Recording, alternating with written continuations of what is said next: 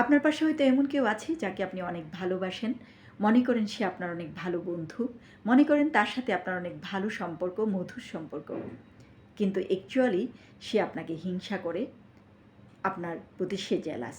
আপনি হয়তো তার সাথে হাসব্যান্ড সম্পর্কে, বাচ্চাদের সম্পর্কে অনেক কিছু শেয়ার করেন। তিনি হয়তো আপনাকে উপদেশও দিয়ে থাকেন। কিন্তু উপদেশের আড়ালে হয়তো তিনি আপনাকে তাদের বিরুদ্ধে উস্কে দেন। আর আপনি তার সেই উস্কানোকে আপনার প্রতি ভালো উপদেশ মনে করে সেই অনুযায়ী আপনার পার্টনারের সাথে কিংবা আপনার সন্তানের সাথে বিহেভ করেন। এতে কিন্তু সে মজা লুটে নেয়।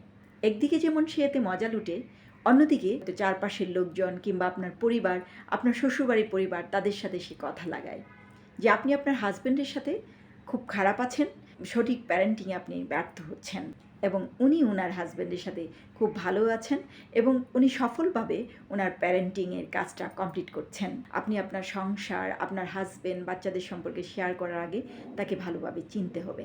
আপনি যে কোনো ব্যক্তিকে সহজে বন্ধু মনে করবেন, তার সাথে সব কিছু শেয়ার করবেন, সেটা ঠিক নয়। আগে সঠিকভাবে বন্ধুকে চিনুন, তারপরে চিন্তা করুন তার সাথে সত্যিই কি কিছু শেয়ার করবেন না করবেন না।